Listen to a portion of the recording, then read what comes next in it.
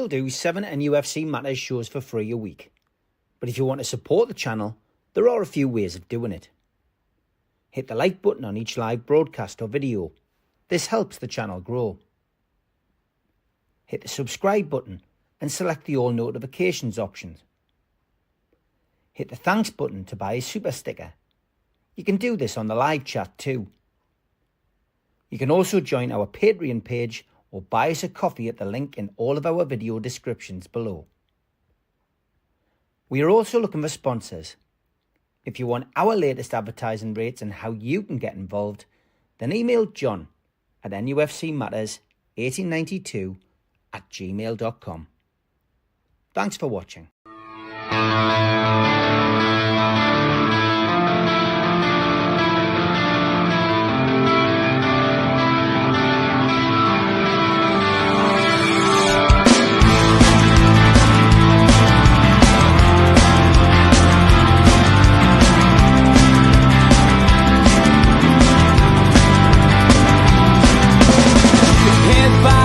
Critics attack. It feels like I've been talking to myself again. But it's the only way you're ever gonna learn. You look back and it's all in the past. I'm dwelling on the thoughts I cannot say to you. If I don't say the words, then maybe it's not true. And it feels alright when they come and say to you, you're the only thing that makes us all believe. And it feels alright where the worlds collide. Manipulation stands to make us break. What's that you said coming over you? You wish it upon a star. You wish it on a star. You are, you are, you are. You fight back, it's an all-out attack. It feels like I've been taken on the world's machine. Because I want it more than anyone can dream. You look back and it's all in the past. You tell me how you live by all the things you do. Well, you can be yourself, but maybe I'm not you. And it feels alright when they come and say to you, you're the only thing that makes us all.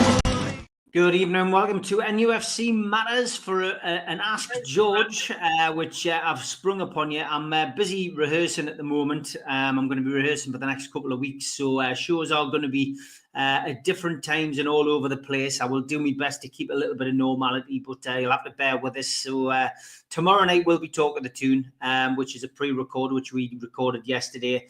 Thursday will be Gibbo. Friday will be the Three Amigos, but probably won't start the Three Amigos until 6 o'clock on Friday, and that will probably be only an hour and a half, so 6 till 7:30 on Friday. I'll get my head around next week once I've got an idea of where I'm going to be and what I'm going to be doing. But as always, we'll endeavour to do 7 shows a week for you. And as you will have noticed, I've already got my pre-records done. Got quite a few pre-records and a few live shows which we've recorded for you over the back end of May, where I'll literally not be able to do any live shows at all. So plenty to look forward to.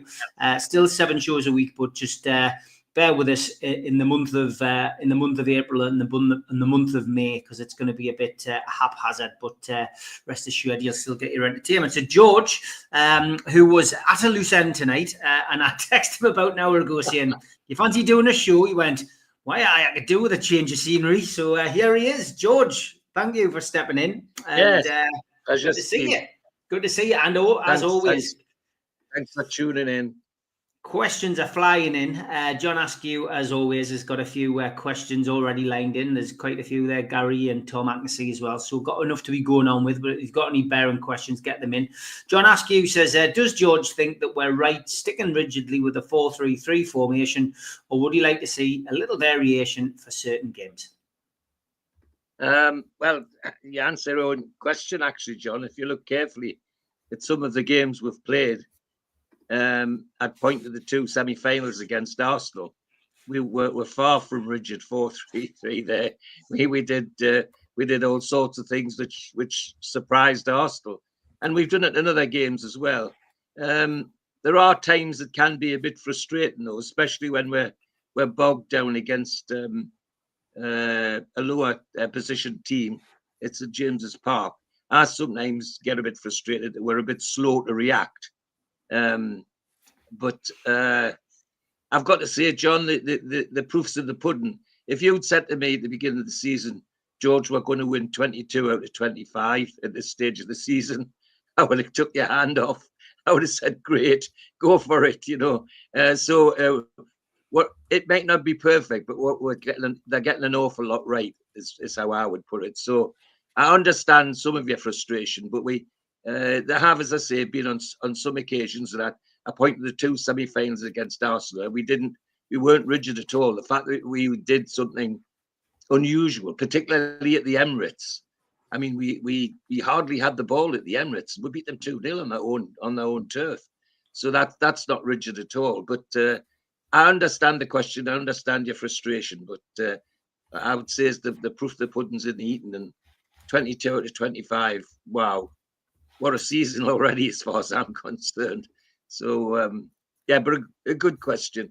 I understand the frustration because I hear it when I sit in the stand. You know, the people around me get quite shirty sometimes about what's happening on the pitch. But by and large, I think given the tools that Eddie and Mad Dog have to play with, I think they're not doing a bad job.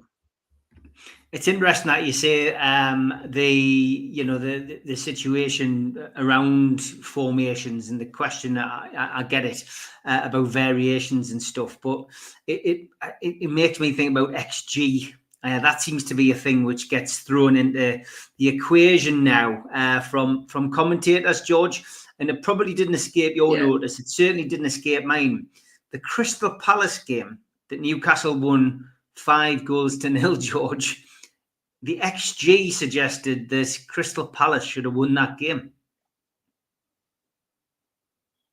Yes, absolutely. And it's just another one of those quirks of modern football where some people play it on the statistics, some people play it on the field. And our management team are good at playing it on the field. Yeah. No, certainly are 100%. Okay, keep your questions coming in. John, I'll go through yours first. Does Bruno, in George's opinion, deserve a rest? Yeah, good one. I would rest him anyway because his performance on Saturday, apart from not being very good, he was very petulant. I was just getting, after the Wembley final, I was getting to the opinion that he was going to make quite a good captain, and he'd shown a bit of that as the weeks have gone on. But on Saturday, he didn't behave like a captain at all. He was petulant. He did some really bad tackles. In fact, I think he was lucky to stay on the field. He nearly got arrested for himself by getting sent off. So if you're going to play like that, he's obviously got to be managed very carefully. My inclination would be to give him a rest, and especially since it's against Ipswich, and give young Miley a game or somebody like that to ring the changes a bit. But I thought on Saturday he was very petulant, and I'm still. He made me doubt again whether he's the right choice for captain. He was starting to show good signs, like when he pulled Joe Linton away from trouble in the Crystal Palace match, and when Joe Linton was substituted, that could have turned nasty, and he managed to steer him away from that. And I thought, well, there's a good captain, and he's looking after his mate. But I thought on Saturday at Villa he was desperate. He didn't play very well, but the petulance got me. He really. If that had been an opposition player, I would have been yelling red card from early on right to nearly the end of the match, and he's lucky he got away with it, to be honest. So I would be inclined to rest him, I have to say. Okay. Gary, good evening. He says, George, where does the Carabao Cup win rank in your memories of everything that's happened over the years at our club? Well, because of the large gap in winning trophies and the sequence of great managers we've had who couldn't do it, and we've done it. And it's not just the winning the cup; it's how we won it. We got to Wembley by beating everybody above us. It wasn't a lucky Wembley, who had to work for it. We beat every team that was above us in the league, right up to the semi-final. We really tanned Arsenal, which was a big surprise. None of the pundits thought we would get through that semi-final. There was nobody thought, even when we came home with a 2-0 victory, most of the pundits were still saying that Arsenal would turn over at St James's Park, and it never looked like it. And as I say, all the way to that final, we beat everybody above us, and that's quite an achievement by any standards.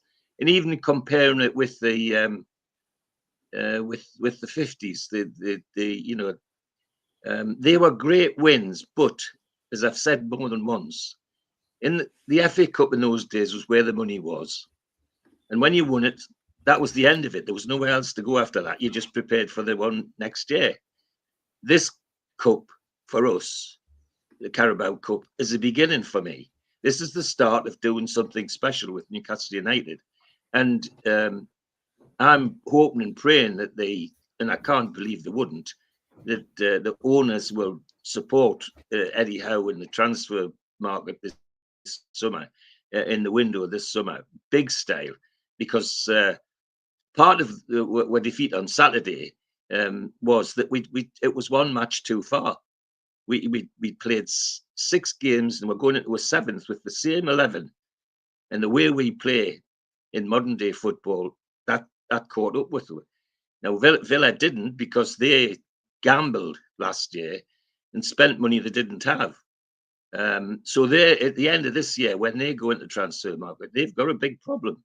97% of their turnover is going on wages. That's what Leeds United were when they collapsed. And so Emery Unai knows he's not going to be able to keep Rashford. He already knows that, and there'll be others. And I think there'll be a jumble sale at Villa at the end of this year. Lots of swapping of players and so on, like they did last year. But this time, I think they'll struggle to get over that. So we don't have that. We don't have that.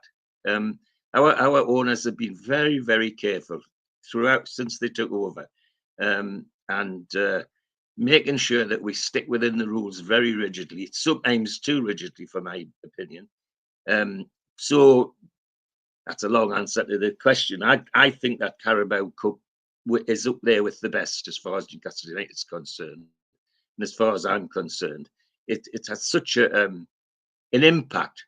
And if you want, we got mocked a little bit by the Southerners and the people on Sky and Talk Sport because of the parade, the open bus parade. Well, mock away, guys, because you're going to have to get used to it. That's what we're like. When we win, we're like this celebrated, and that's what we're going to do. And I'm looking forward to more celebrations, to be honest.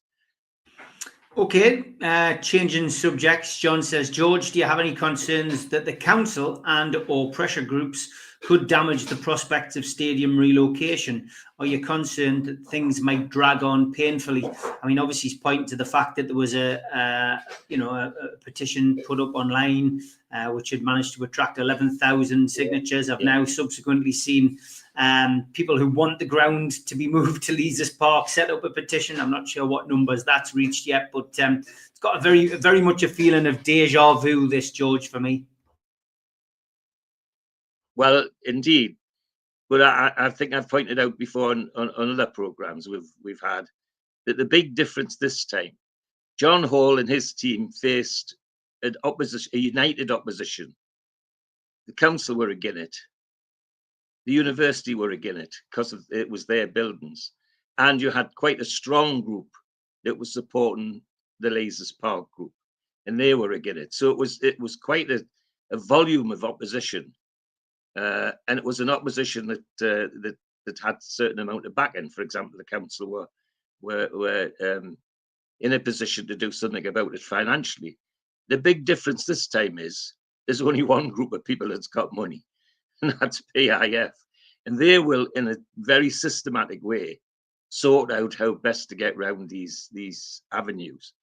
The petition, I've got to say that the people who set up the petition, some of them I know from other things that I've done, and they're very genuine people.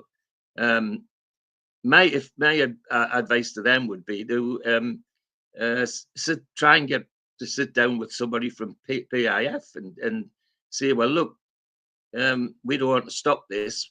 Is this something you can do to renew what's happening there? Because frankly, John Allen and I, quite often at the end of matches on our way home, his lovely wife picks us up, and she does it at the top end of Leazes Park. So John and I walk through that end of the park, get to where we're going to be picked up. And frankly, you can't go 20 paces without there's rats the size of bunny rabbits running across your feet. It really is not a good experience.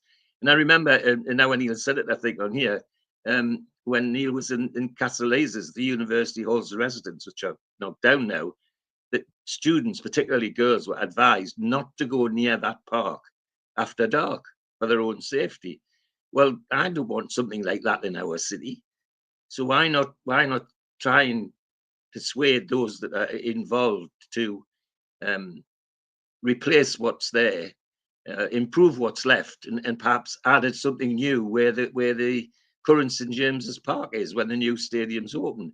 There's lots of things that PIF have said they want to do in terms of the local community and so on. So there's an opposition there, but to be blunt, frankly, the last time everybody had their say, the university had their say, and all had money. Well, this time nobody's got any money apart from PIF and Newcastle United. So I've got to say that I understand the people that are protesting, and I think protest generally is a good thing. I mean, so many good things in our lives came from protesters. If you know, as far back as the suffragettes, the Tolpuddle martyrs, that all started from a protest performance. But it ended up with people sitting down and talking about it and negotiating.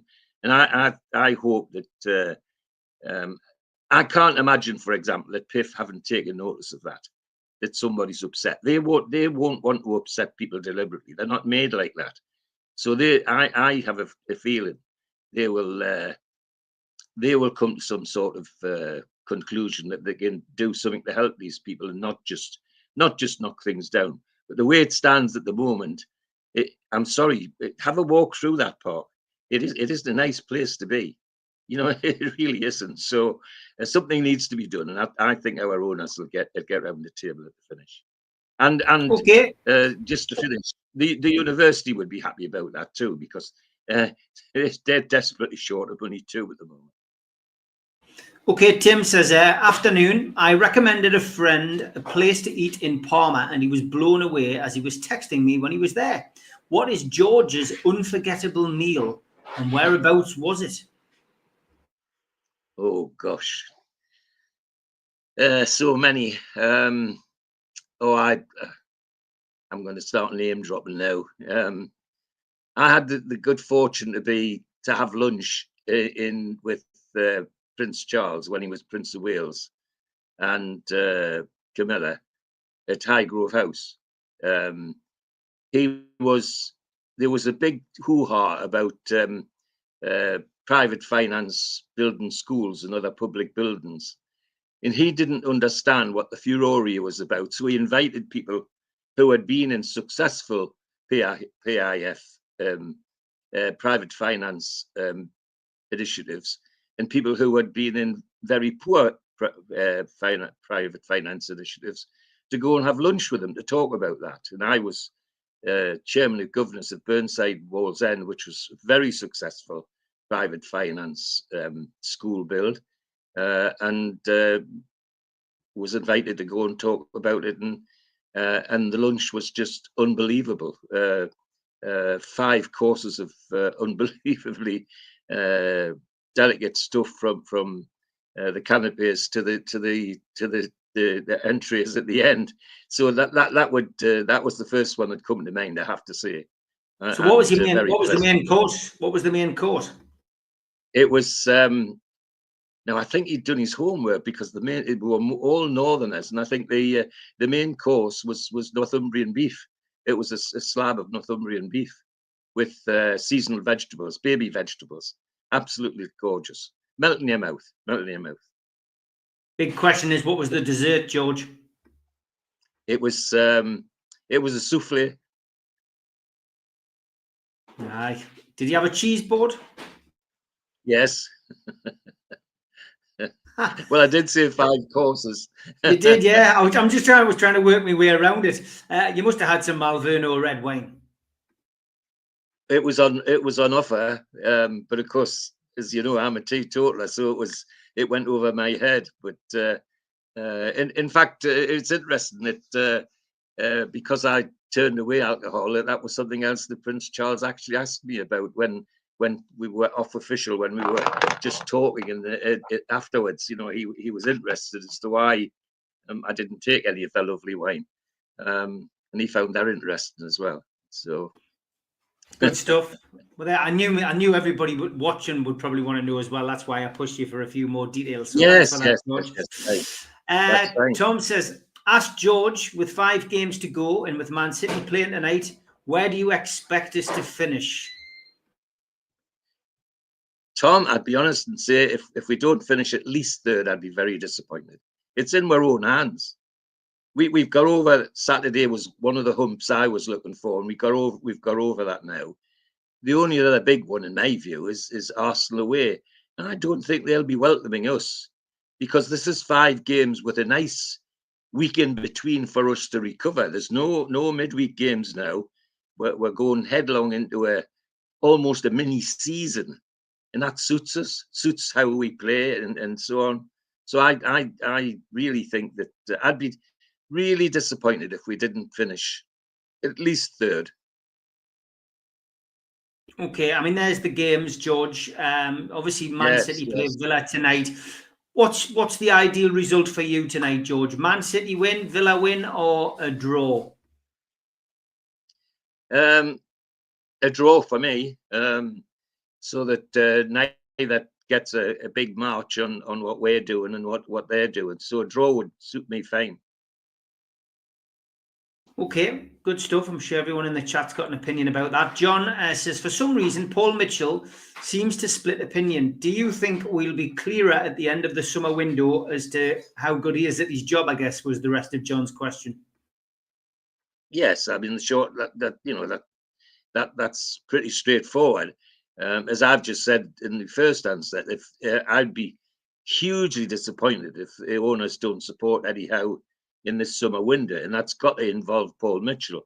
However, I will say, he did say when he came in that he was going to boost the young talent and all that sort of thing. Well, you just need to look at what we're under 21s are doing at the minute. They're skinning anybody that comes anywhere near them at the minute. And we're not just talking 1 or 2 goals. You know, there's some 5-1, 7-1s, all sorts of results.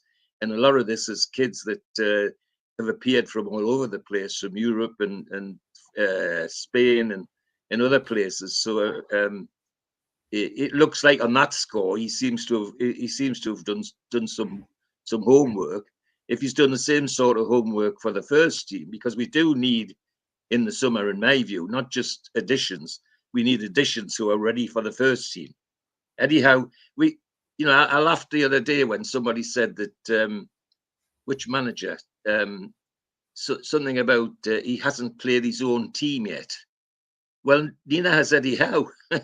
Sorry, folks. You know, we've had Eddie Howe now, and still 9 of the people who are big members of his squad are people who couldn't even get a game for Steve Bruce, and yet they're still playing for Eddie Howe. So it would be nice if Eddie Howe got 1 or 2 more of the people that he would like in the team and who are ready for the first team, not just people who are there to make up numbers. And for me, that will be the big test of Paul Mitchell, how he's allowed to support Eddie Howe this summer, this window. 3 windows with nothing for any team is incredible. And part of what happened on Saturday, as I said before, Villa went bananas last summer, spent and money they didn't have. And the net result is this summer, though, they're gonna have a problem. And we didn't do that. We didn't get into that sort of problem. So yes, it is a big test for Paul Mitchell, and I agree with that. It is a big test for him this summer, in my view. But he has been a bit Marmite, hasn't he, since he come in? Those that did like and those that didn't like. The one statistic about him that bothered me was he's never been in a job more than 3 years. Yeah. And that's a bit worrying. Ian Brownlee says, question for George, how do we solve the Barnes-Gordon conundrum? Because neither player wants to play on the opposite side. Yeah, well, it's funny people say that, but every time you see Anthony Gordon and he's talking about what he's doing, and people say, will he play centre forward? Will he do this? Will he do it? His answer is straightforward. I'll play anyway, as long as I'm in the team. So, I think, and if you look at some of the things he's created some from the right side as he has from the left. Barnes seems to have a bigger problem on the right side than Anthony Gordon. But I think it'll sort itself out, to be perfectly honest. And I really don't think. I think Anthony Gordon would be quite happy to go out on the right as long as he's in the team and playing the way he wants to play. We're certainly getting the best out of Barnes at the moment, better than I imagined he would be, to be perfectly honest. So it is a conundrum, but I think Anthony Gordon would solve it. He just wants to be in the team. And I think that's what will solve it. The fact he wants to be in the team will get him in wherever they play him, left, right, centre, back up for Isak, behind Isak, front of Isak. Anthony Gordon will solve it because he wants to be in the team. Okay, get some more questions in. We're going to have a quick ad break. We'll be back after this. Big thanks to all our sponsors. Skips and Bins. Say hello to low-cost waste disposal with pay-as-you-go and contract waste management. Their website, skipsandbins.com. Contact them, www.skipsandbins.com/contact. Big thanks to Mr. Vicky's Sauces, handmade in Cumbria. Their website, mrvickies.co.uk. Email info@mrvickies.co.uk. Telephone 01768 210 102. Thanks to our fanzine sponsor, United Group Travel, UK Coach Holidays. There are no strangers on our tours, just friends you haven't met yet. 2 crew, driver and courier, local family company, 3-star plus quality hotels, no interchanges. Hot and cold snacks and drinks available on the coach, all excursions included. Their website, www.unitedgrouptravel.com. Email beverly.ugtl@gmail.com. Telephone 01670 632 460 or mobile 0791 666 4174. A big thanks to Media Arts for all the technical side of things. And if you want to listen to us as a podcast, you can find us on Sport Social Podcast Network. We're also available on iTunes, Spotify, and other podcast providers. If you want to support the channel, then hit the subscribe button. We still do 7 shows a week. Hit the like button, which is the thumb underneath this video, and click share to your social media. You can also take out a monthly membership or an annual membership at nufcmatterspodcast.co.uk. For the lifetime membership, you can pay £25 and get a pen, a beer mat, a fridge magnet, a badge and a keyring and your membership card and entry into the monthly draw. Some events coming up, 27th of June, 2025, the end of season party. Beresford, Howie and Watson will be at the Tyneside Irish Centre with Joe Allen in aid of North Tyneside Age UK. You can get your tickets for that one from nufcmatterspodcast.co.uk or from Woucher. No Covers takes place at the Clooney. That's on the 29th of June, midday till 3:45, and tickets are £10 from theclooney.com or newcastlelegends.com. Northern Horizon, a Blake 7 convention, takes place on the 9th of August, 10 till 4 at the Tyneside Irish Centre. Come and meet some of the cast and crew in aid of Age UK North Tyneside Dementia. Tickets from nufcmatterspodcast.co.uk. An evening with Peter Beardsley and Chris Waddle takes place on Friday the 23rd of January 2026 at the Tyne Theatre and Opera House. You can get tickets from the box office 0844 249 1000 or from tynetheatreandoperahouse.uk.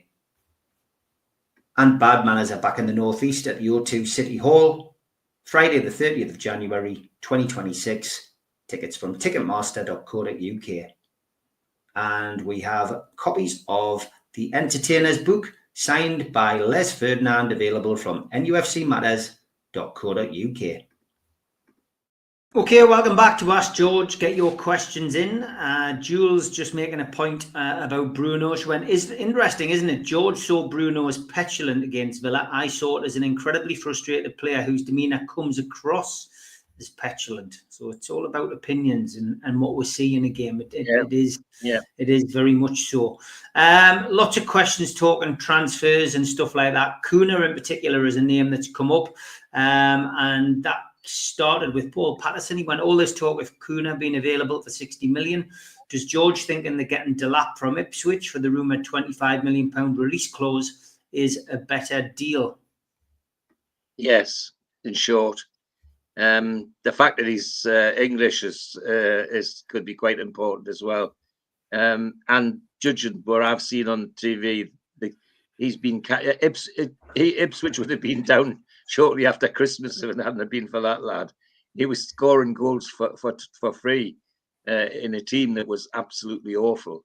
And even when we played him, he did enough to persuade me that he's a very talented young player.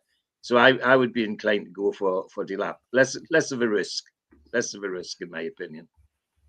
Okay, on Kuna, Jules says, if some reports that Kuna is excited by the opportunity to join Man U, I'd look elsewhere. Clearly his decision-making is off.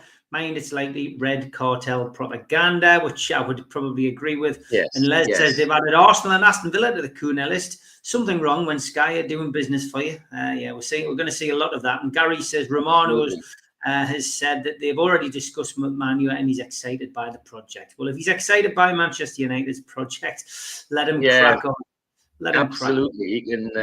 He can have his half-time tea in a leaky stadium or a new stadium that looks like a tent. So he can please himself. He's not coming to St James's Park. Alan McKenzie, hope Mozza's doing okay. Big shout out to Mozza from everybody in the chat. Dean Hewson from Bournemouth, Tyler Diblin, Southampton. Do you fancy either of them, George, or both?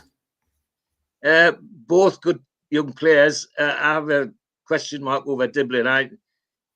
We've had some experiences as young men who come here and get homesick and go home and leave Windermere. He seems very reluctant to leave Southampton and his family, and I'd trust that our people who deal with transfers and that would make sure that was all sorted. But he's certainly a player that I wouldn't mind seeing in our books. The other one's a good player as well, though. Probably a bit more mature than Diblin. Tom says, ask George, what do you think of Burnley and Leeds coming back else, and who else would you like to see join them? Oh, goodness, that's a good question as well. Burnley and Leeds, traditionally two strong first division Premiership teams, but sadly in the modern era they just get up and struggle to stay there. That's the trouble.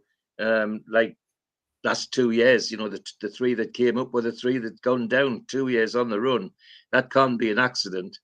And then the players that left, well, I'm a traditionalist. I would like to see Sheffield United back in the Premiership. Now here I'm going to cause some controversy. Because of the way the Premiership's set up and the way that there's factions now, the Americans gang together and the top six gang together, I've got to say I would like to see a Northeast group get together.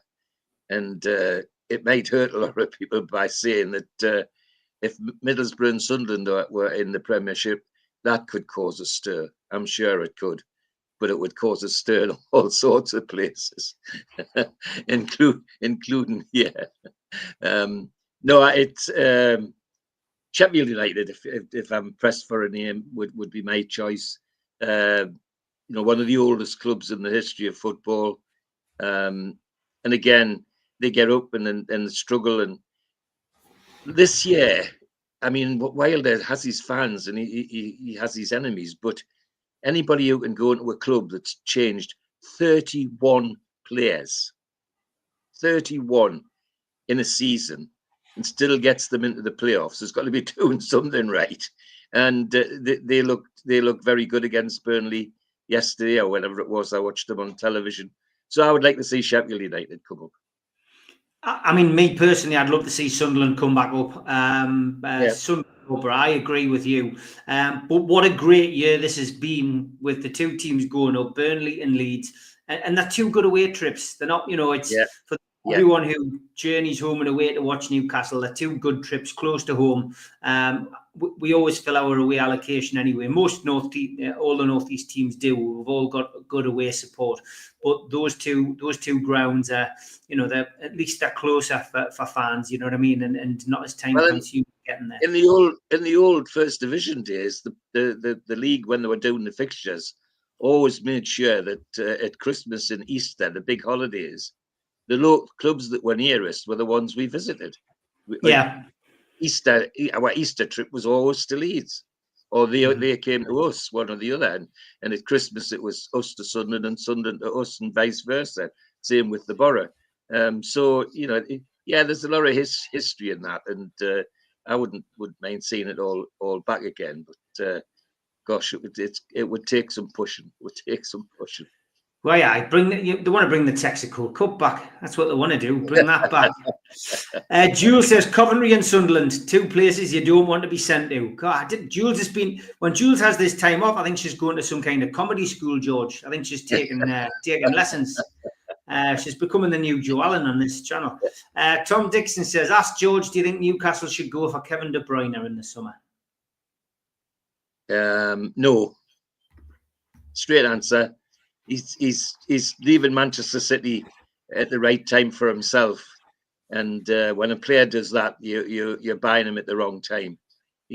Kevin De Bruyne has had his 6 championships with Manchester City, and I don't think whoever gets him next is going to be getting the same sort of service from him. So no, I wouldn't be after De Bruyne in the summer. No, me neither. He'd be off to pastures new, foreign shores for a big paycheck, I think, as well. George, how did Neil become a dentist? Was there something in the family doing that occupation or nursing? No, not far from it. It's a Neil thing. It's himself. He, you know how you go to family do's and people say to your uncles and aunties say, what do you want to be when you grow up, son? Well, for years, our Neil used to say, I want to be a naval architect like my dad. And because he used to sometimes come into the university with me to work, and he got wrapped up in ships and things like that. And we went to this family thing. I think it was a Christmas thing. And one of my uncles said to him, well, have you made up your mind what you want to do when you grow up, son? You know how to do. And he said, I want to be a dentist. And I looked at Margie, and Margie looked at me and said, where the hell did that come from? And apparently he'd visited our dentist, the Elliots in Howden, a brilliant dentist, brilliant family, and spoken to them. It was the young Mr. Elliot and Mrs. Elliot then. The old man had retired. And he'd talked to them while he'd been in the surgery. But I think he'd also seen the 2 BMWs on the drive and thought, this has got to be a good gig. And when he got the chance to do work experience from a high school, he arranged it all himself. He went across to the Elliots and said, can I come here and do a couple of weeks work experience? Well, he went for nearly the whole of the summer holidays, and he was working in the surgery, looking over their shoulders and doing some of the paperwork for them and all that sort of thing. And Margie kept saying to me, do you think he's all right at that? I said, well, he's coming home happy. He's not, and he's going back gladly tomorrow. So he must be enjoying it. And that's where he stayed. And even at school, when he was doing his A-levels, he doesn't blow his own trumpet, so I'll blow it for him. He did 5 A-levels. Nobody does 5.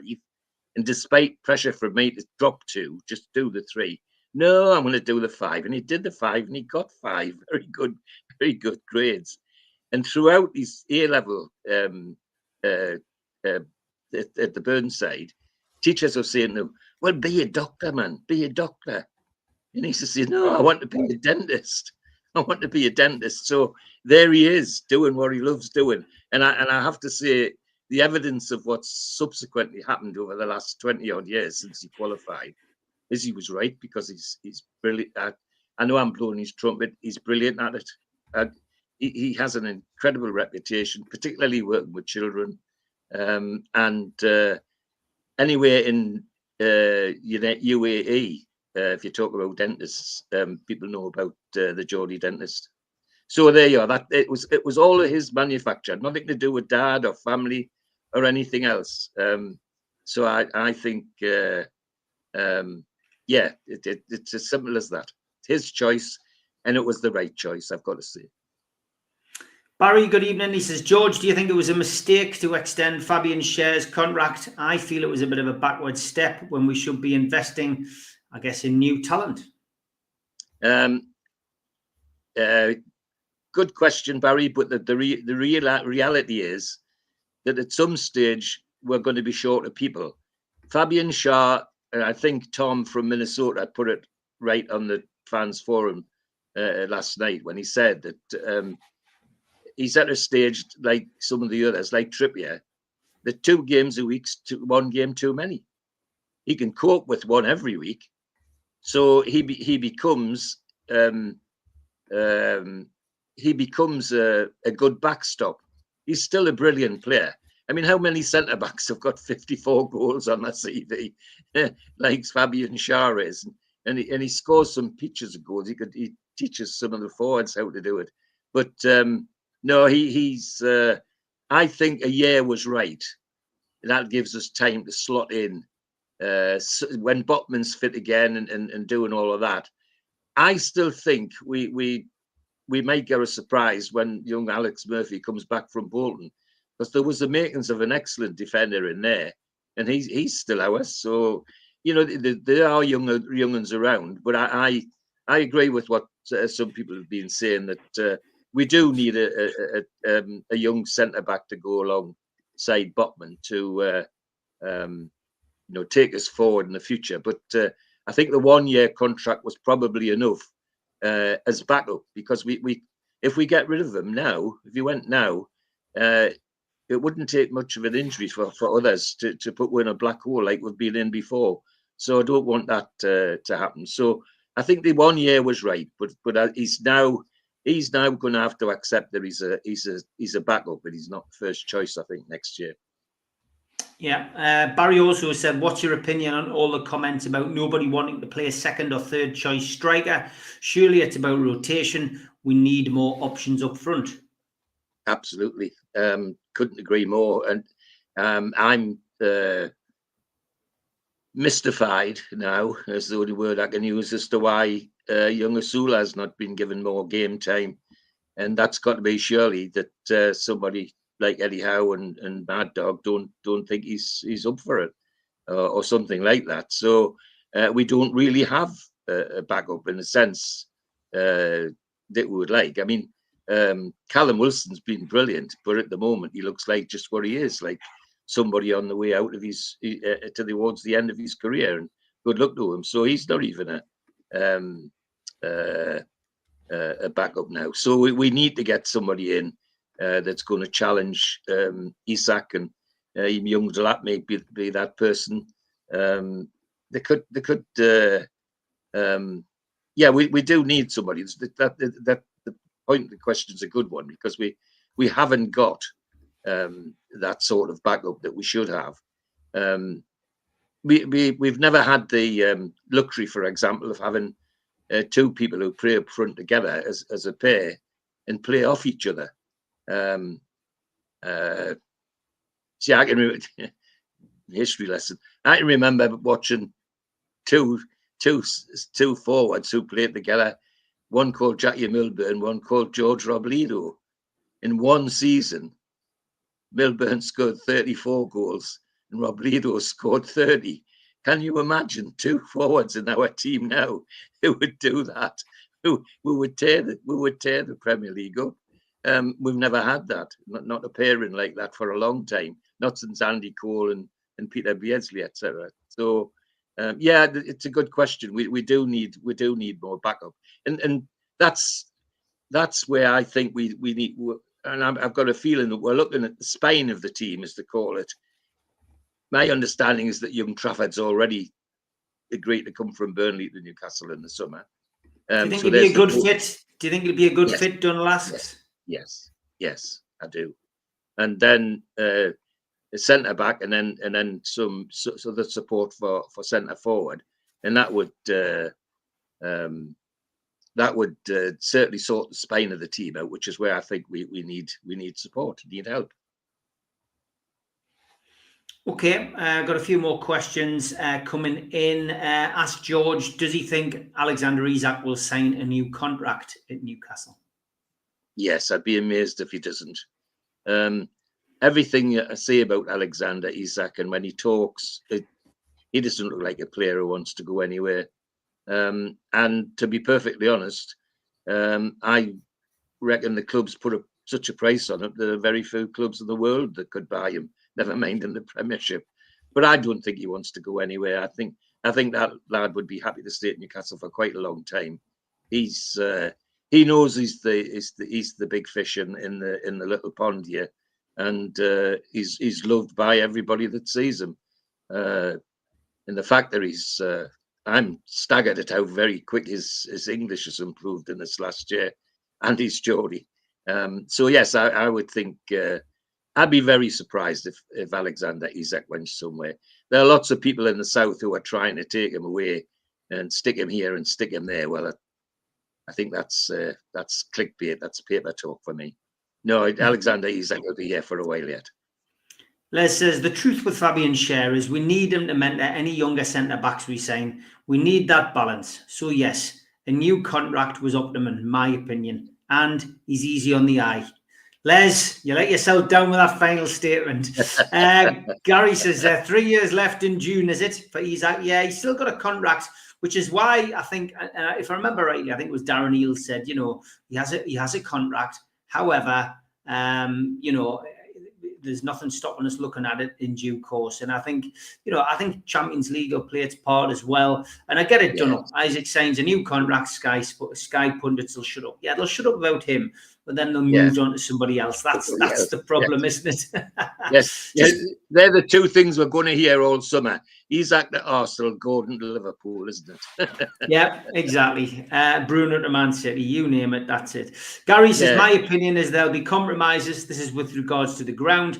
The owners will agree to rejuvenate the area around St James's and turn some part of the area into a green space, which is a huge opportunity for regeneration. Yeah, there's always middle ground, and I think we made the point before as well that it's not the same situation as it was 25 years ago. That park is not the same as it was 25 years ago, but you will have people whose opinion has to be listened to. It's democracy, and that's just the way it works. Blue Rhythm Boy says, if you, George, could relive one moment in your life, which moment would you choose? Oh my goodness. Oh, I've been a lucky man in my lifetime. So many things, and if you wanted to be specific about football, okay.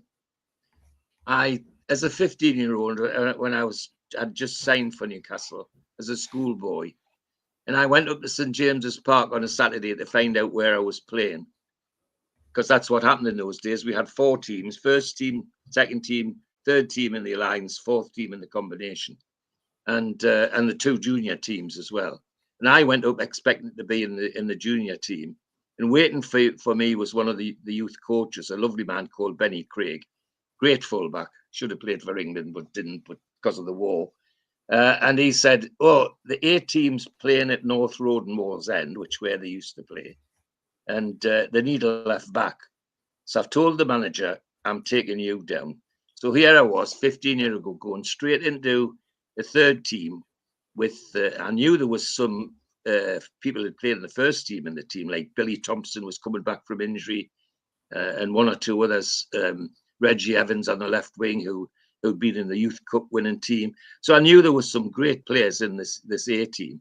What I didn't know was who the manager was when Benny Craig took me down there. So we got to North Road, I got out the car and he took us into the dressing room. And he opened the dressing room door and I swung in and Benny Craig shouts across the dressing room, "Here, Jackie, here's your left back." Well, the manager of the team was bloody Jackie Milburn. I couldn't speak for half an hour, never mind play bloody football, because I was looking at me hero. I mean, it was Jackie Milburn was the one, and there he was standing in front of us and talking in that beautiful, soft Ashington brogue to me, like I was his long lost son. "Come on, George, we'll do this, we'll do that, Geordie, we're all right, you know." And some of the things he did, like I'd hardly got me boots off when he threw a ball at us. Just threw it across the dressing room, and of course I trapped it. "Oh," he says, "you're right-sided, George, and you're going to play left back." That one touch was enough for him to say I was a right-footed player. But all of that half hour, that hour, and then that match I played was just incredible in football terms. So there you are. The one other thing in terms of things I would like to do again and live in my memory, I got the honour of being awarded a CBE. So I went to the palace and got my CBE from Her Majesty the Queen. So that's got to be pretty special as well. But I've been very lucky. I've been very lucky in my life and done some incredible things with the help of other people and being pushed by my Marjorie when she was around. I mean, people used to ring up and say, "Is your George there? Will he do this? Will he do that?" And she was saying, "Of course he will. Yes, he will." And I suddenly found out I was on some other committee in bloody London. You know, it wasn't something local. It was usually something pretty big. I mean, people don't know I was 5 years on Tony Blair's Cobra committee. And that all came about from a phone call to my house, which was answered by my Marjorie. You know, would George be interested in doing this? Of course he would. And I was off to London. So, you know, I've been very lucky. I really enjoyed my life and done so many incredible things that. But there's two examples of what very special. The football one's Jackie Milburn, and the private one's the Queen and the CBE. Yeah, stories do capture people's imaginations. PSP Electrical says, "Hi, Steve and George. Just caught a story about Neil and dentistry. What a wonderful story, and more so seeing a proud father and envy an incredible family you have had." That's very kind. But I keep repeating, I'm a very lucky man, and when I used to take all the lads, including Neil, to away matches, I used to love those weekends away. And I was driving this huge vehicle we used to hire, with blacked out windows. And I was driving, and there was sometimes 4 or 5, sometimes 6 in the back with 4 cool boxes full of all sorts of liquid. And we used to have great weekends. And when we arrived at the hotel, I used to park the vehicle, and I used to go to my bedroom and just let the lads do what they wanted to do and make sure that they didn't tell us what they did. When I got up the next morning, I didn't want to know. And then we'd go off to the match. I have to say there was 1 or 2 times they nearly got me into bother as well, but that's other stories. Great stuff. Well, obviously the summer is on the horizon, so we will be doing more Ask George because we know you like them and George loves doing them. So Donald says, "George Mitchell, the football and statesman." Ian says, "I could listen to George's stories for hours," and he loved the Jackie Milburn story as well. Blue Rhythm Boy says, "Great answer, George." And Barry Hogan says, "Amazing story, George. You are a true legend." And Tim's delighted because you've answered 2 of you've given great answers to his 2 questions, he says. So plenty of nice comments. We have got a couple other questions. Barry says, "George, you mentioned Robledo. Who do you think would be the most successful in today's game? Milburn, Robledo, or Len White?" Jackie Milburn. I take you to where I've said, probably people have heard us say it before, but I'll say it again. In my opinion, Jackie Milburn was the first professional footballer to realise that you needed to be more than skillful with the ball to be successful. And he did all sorts of training, which led into what players do these days. I mean, people don't realise he was a powder hole sprinting champion. And in the summer, he used to go with the coaches at Blythe, who were the top coaches in professional sprinting, Jimmy Blackburn, one or two others, and run as a handicapped sprinter. He won the powder hole handicap twice. And you have a look some of the old pictures from the 50s Cup wins in the dressing room. There's only one player's got his shirt off. That's Jackie Milburn, because I think he was the only one that had a six-pack in those days. No, he turned footballers into athletes, in my opinion. Len White wasn't far behind. George Robledo was an incredible player, but how can I put it nicely? He was more the goal snatcher. You know, he was the penalty area snatcher. He hung around the penalty area for the knockdowns and the pickups and the loose balls, where Jackie was a great player. He was as good on the right wing as he was a centre forward. That goes without saying. Where George Robledo was really the poacher, not waiting for the odd knockdown and putting it in the back of the net. A very strong player, stocky, but yeah, it's Jackie Milburn, and Len White not far behind. Okay, Jackie Milburn, a winger turned into a centre forward, says Dunnell. And Barry says, thanks for answering his question. Dunnell says as well, one of my favourite stories is when George told a referee a different name during his playing days. My one and only sending off, yes. And the referee's name was Hennessy, who was well known in the Northeast. And we're playing this game, and what the lads on professionals call shithousery. I was stopping the other team taking a free kick. I stood in front of the ball so long that the referee, told us to get lost and was going to take my name. And then eventually he got sick and he said, right, what's your name? And I said, Harry Seacombe. So the referee was better than me because he said, get off, Harry Seacombe. So, should have said, get the highway. Yes. Yeah, great. Get off, Harry Seacombe.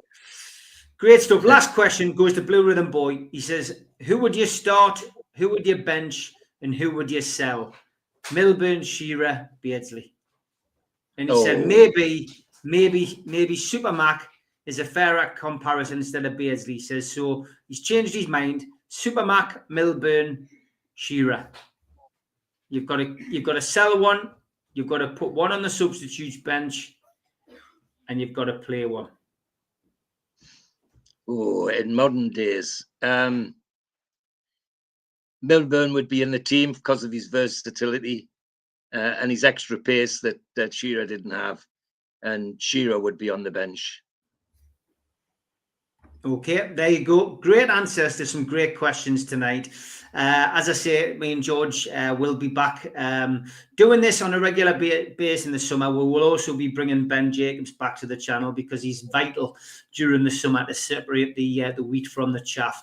But for now, thanks for your time tonight, George. Great to have you on. I'm back tomorrow night, pre-recorded show, Talk of the Tune, Wednesday night.